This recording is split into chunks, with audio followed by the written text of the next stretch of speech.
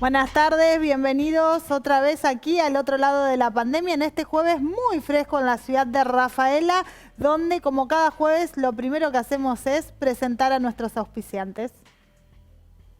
Auspician El Otro Lado de la Pandemia. Aprisa. Estudio Jurídico Pedrotti. Gestal, Servicio de Logística. Sindicato de Luz y Fuerza. CGT Rafaela. Galo Distribuciones. El Abasto Verdulería. Cooperativa Guillermo Lehmann. Centro Humanizar. Marcelo Toninetti, asesoramiento, limpieza y desinfección institucional. RIMAX Confianza. Tozone, Grupos Electrógenos. TSA Bursátil. Y Senador Alcides Calvo. Y en una semana pasó de todo y estamos a horas de que el presidente Alberto Fernández anuncie el endurecimiento de la cuarentena en la zona del AMBA, en la Ciudad Autónoma de Buenos Aires, aquí en Rafaela y en la provincia de Santa Fe con controles más estrictos en los ingresos interprovinciales. Y nuevamente tenemos aquí un panel de lujo, tenemos al doctor Eduardo López. Eduardo, buenas tardes. Hola, ¿cómo estás, Sole? Un gusto de nuevo estar acá. Maya Campo, para hablar un poco de las emociones. ¿Cómo estás, Maya? ¿Qué tal? ¿Cómo va? Gracias por la invitación. Y al doctor Enrique Sofietti para hablar de la justicia a control remoto, virtual, hoy funcionando. ¿Cómo está, doctor? ¿Qué tal? Buenas tardes. Un gusto estar acá, ¿eh? Muchas gracias. Bueno, Eduardo, una semana donde nuevamente tenemos que hablar de muchos más casos y sobre todo en la provincia de Santa Fe. Sí, la semana pasada decíamos, ¿te acordás que ojalá que estuviéramos esta semana un poco mejor, pero no teníamos una buena perspectiva y se está cumpliendo esto que pensábamos del aumento? Todavía están en discusión sobre el R sub 0, si estamos en el periodo ya exponencial o no en el AMBA, pero me parece atinado esto que está en corto plazo por presentar este comando que tiene el gobierno nacional, el gobierno provincial y el gobierno de la Ciudad Autónoma de Buenos Aires, en el endurecimiento de algunas flexibilizaciones que hubo fundamentalmente en esto que siempre decimos, ¿no? Que es la cabeza de todo lo que es las relaciones que después se traman en el país y que terminan derramándose desde lo que ocurre en el AMBA, las posibilidades de contagio en el resto de la Argentina. Bueno, muy complicados. ¿La justicia cómo está? Porque estuvo bastante paralizada, ¿hoy cómo está? Bueno, estuvo prácticamente paralizada hasta hace un mes, donde se paulatinamente y en de diferentes etapas en toda la provincia y en cada una de las circunscripciones se fue empezando a mover un poco. Actualmente nosotros somos una de las circunscripciones, la quinta, que empezó más tempranamente a activarse, pero siempre con trabajo remoto, o sea, las presentaciones de todo tipo de escritos y demás se hacen por vía mail o si alguien tiene firma digital a través de la comunicación con firma digital. Siempre con el resguardo, hay una acordada de la Corte donde nos establece la forma de las presentaciones, con el resguardo la posibilidad de sacar un turno y llevarlo en soporte papel. Pero la idea es tratar de quitar circulación de abogados y de cualquier persona en tribunales y en muchos organismos públicos. No es lo ideal, no estamos como antes, no vamos a volver a estar como antes muy en lo inmediato seguramente, pero bueno, con algunas restricciones, con algunos cuestionamientos, pero bueno, por lo menos se pudo volver a trabajar, que era lo que nosotros queríamos, que los abogados vuelvan a trabajar y fundamentalmente que la gente vuelva a tener respuesta de la justicia, del servicio de justicia. Maya, ¿cómo manejamos todas las emociones en las distintas instancias con tanta información que va circulando? Estamos, digamos, este aislamiento inevitablemente generó efectos a nivel psicológico, aparece la ansiedad, la incertidumbre, la angustia, miedo, y nos pasa que cuando uno tiene incertidumbre aparece la ansiedad y por esa ansiedad uno busca información y cree como que informado da esa sensación de estar bajo control. La seguridad. Exactamente. Y en realidad terminamos, hay un término que usa un especialista en innovación que se llama Alphonse Cornella, que dice, terminamos infoxicados, que es esto de estar excesivamente informados y lo único que hace es sumar más miedo, estamos abrumados por la cantidad de información porque esa información se repite y muchas veces termina no siendo verdad, digamos, lo que se informa, porque uno charla no solo desde los medios de comunicación, la tele, la radio, sino también cuando está con los amigos, con la familia, charla sobre estos temas, los grupos de WhatsApp, y bueno, y circula la información que a veces no es verdad y eso es sumar más miedo al miedo que ya tenemos y nos resulta perjudicial. Doctor, para tranquilizar y para siempre tratar de llevar buena información, ¿cuáles serían las recomendaciones en esta etapa en la que estamos para todos los rafaelinos, la gente de la región más cercana? A ver, yo creo que desde el punto de vista informativo, en relación a lo que recién decía Maya, lo que tenemos que hacer como individuos para informarnos es atenernos a los partes oficiales. La mejor manera de tener la información segura de lo que está ocurriendo, porque si hay algo que está haciendo, si hay una cuestión que está haciendo bien los diferentes niveles de gobierno, es manejar muy bien la información. Han centralizado el comando de la información, que es lo que se recomienda en situaciones de catástrofes sanitarias, y esto lo podemos entender como una situación catastrófica que ponen en estrés muy grave al sistema de salud. Han centralizado el comando informativo, lo hacen de manera seria, ordenada y con la frecuencia diaria, inclusive los fines de semana, para que la información llegue como corresponde a cada uno de los ciudadanos y que esa información sea clara y entendible. Me parece que como primer medida, en una sociedad y en un mundo donde la comunicación... No buscar en el señor Google que claro, buscamos todo allí. Escuchar lo que dicen las autoridades en los momentos que están contándonos lo que está ocurriendo desde el punto de vista sanitario. Uno no es ajeno a que en el teléfono tenemos acceso a información de todo el mundo y que hoy habla todo el mundo de esto.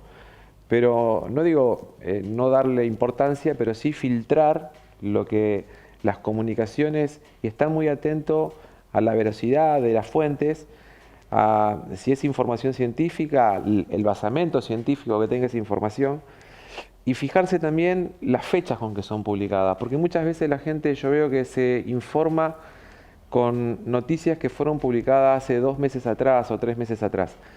Y está ocurriendo algo con esta enfermedad, que la información que tenemos hoy, o la manera de abordar la enfermedad en este momento, es totalmente distinto a lo que ocurría hace una semana atrás, hace un mes atrás, imagínate hace 2 o 3 meses atrás. La manera con que la ciencia médica ha ido conociendo, ha ido desentrañando algunos puntos oscuros que tenía la enfermedad y cómo ha ido conociendo maneras de abordarla y de tratarla, ha hecho que no sea lo mismo enfermarse hoy que enfermarse hace 2 meses atrás. O sea, la misma perspectiva sanitaria que tiene un paciente. Por acá, a ver, los 40 y 50.000 casos que tiene Argentina son 50.000 personas que están sometidas al estrés de estar enfermos de COVID-19. Entonces, eso, más los contactos que están en estudio, son todas personas que, como decía Maya, más allá de la emocionalidad que nos afecta a nosotros, que no tenemos hoy por hoy la situación esta de estar enfermos o en contacto, pero sí la situación posible de riesgo, pero ellos están enfermos y todo esto, no es lo mismo la posibilidad de abordaje terapéutico que le da hoy el sistema sanitario al que le daba hace 2 meses atrás. Entonces, todas estas cuestiones tienen un basamento científico, se basan en estudios que están documentados en las revistas más prestigiosas, en las universidades y en los esquemas científicos más importantes. Por eso, no hablar por lo que sale en un medio, sino tratar de informarse por los sistemas oficiales de información y de comunicación, y si se busca alguna aseveración científica, tratar de encontrar alguna fuente que le dé veracidad a esa información. Es la mejor manera, y no estar todo el tiempo en el online, en vivo, de lo que está ocurriendo con la cantidad de casos, el minuto a minuto, porque eso la verdad que como que sobrecarga mucho la emocionalidad de cada uno de nosotros. Enrique, ¿cuáles fueron las principales consecuencias de la cuarentena en la justicia que lo ven el día de hoy? Porque también todo es muy dinámico. Mira, la principal consecuencia fue el cambio del sistema de gestión. Nosotros estábamos acostumbrados al papel ¿Y estaba el sistema preparado para el cambio? No. Quizás estaba pensado para en algún momento cambiarlo, pero no. Acá, juntando un poco lo que dijeron ellos dos, hablaban de una unificación de criterios para informar, por un lado, que tuvieron las autoridades muy bien, y por otro lado, la falta de certeza. Bueno, eso nos faltó acá. Nunca pudimos, por ejemplo, los colegios de abogados siempre nos pusimos a disposición, nunca pudimos reunirnos con la Corte. Y la Corte operaba por un lado y nosotros por otro. Entonces, faltaba esa conexión de los integrantes del sistema de justicia para decir, bueno, a ver, tracemos una línea, ¿cómo podemos hacer para trabajar con la mayor normalidad posible sin que nos enfermemos? Eso no se pudo hacer, hasta el día de hoy no se pudo hacer. El sistema informático que tiene el Poder Judicial de la provincia es un poco rudimentario, le están haciendo cambios, nos están permitiendo a nosotros poder trabajar, si bien no es lo ideal. A ver, todo lo que se hace en emergencia por lo general es un parche. En este caso yo no te digo que sea un parche, pero bueno, le están empezando a meter elementos al sistema como para que se pueda tramitar. La salida, la posibilidad de que uno pueda seguir manejándose con papel es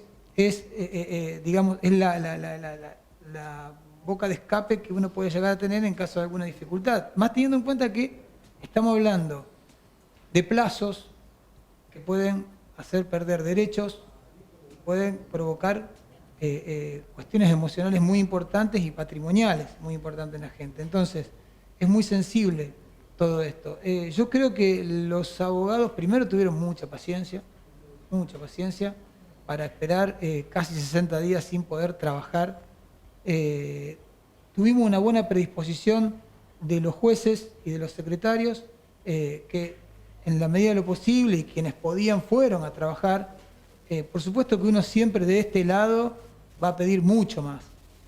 Entiende las razones que tienen a lo mejor los jueces y los operadores, digamos, oficiales, pero nosotros desde el punto de vista del abogado de a pie tenemos la obligación de ejercer toda la presión posible para que el sistema funcione de la mejor manera posible. Vuelvo a decir esto, porque hoy por hoy no podemos decir que estamos trabajando con normalidad. Estamos trabajando con la normalidad que nos permite. No me gusta eso de nueva normalidad porque estaríamos bajando los brazos antes de empezar. Entonces, claro. No, estamos trabajando con la normalidad que nos permite. Tenemos un conflicto en este momento muy importante en Ceres, porque Ceres quedó aislada y volvimos a lo que al principio, volvimos prácticamente a marzo con la justicia en Ceres, que es un lugar muy importante. Pero bueno, estamos tratando de ver si podemos, aunque sea, ya que tenemos el sistema desarrollado para trabajar con la pandemia, que se habiliten algunas funciones más, teniendo en cuenta que ya lo probamos al sistema. Así que las consecuencias principales fueron la falta de certeza que tenemos en términos puntuales, notificaciones, si las notificaciones por el papel, va a ser por escrito, cómo se va a hacer las audiencias, digital, cómo se van a hacer las audiencias, y después el funcionamiento de algunos órganos satélites al sistema de justicia, o que nosotros necesitamos, que son los registros, en fin, que todavía están trabajando poco, pero bueno, están trabajando, y ANSES que todavía no pudimos, no se abrió la atención, por lo menos de los abogados. Pero bueno. Con un minutito antes de ir a la pausa, todas estas situaciones, ¿cómo se controlan teniendo en cuenta esto de que tenemos que adaptarnos a algo que no estaba como mucho más lejos y de golpe tenemos que cambiar? Sin entrar en pánico. Está el miedo útil, que es el que nos permite dimensionar la realidad de todo esto que está pasando y nos va a permitir ser flexibles, ir adaptándonos a todos estos cambios, sin caer en este pánico que nos crea esa fantasía catastrófica de fin del mundo que no nos ayuda, y tratando también de manejar esta cuestión de la incertidumbre también, porque esta sensación de incertidumbre es como esto de que no sabemos qué va a pasar después. Y en realidad, la verdad es que nunca sabemos qué va a pasar después. La vida es incierta en sí. Pero bueno, se potencian todas estas emociones, sumado que se extiende la cuarentena y todos esos malestares aumentan, y tratar de enfocarnos en lo que sí podemos hacer. Porque hay cosas que, bueno, por el momento no las podemos hacer. Toleremos esa frustración y focalicemos en lo que podemos hacer, porque todo lo que tenga que ver con esto de ponerse en el lugar del otro, el altruismo, que es este deseo de ayudar, me parece a mí un gran antidepresivo y un gran ansiolítico. Mejor mensaje para ir a la pausa no podía dar Maya. Nosotros a la vuelta vamos a hablar de algo a lo que nos tuvimos que adaptar y una palabra que quedó incorporada en nuestro vocabulario, que es protocolo. Ya volvemos.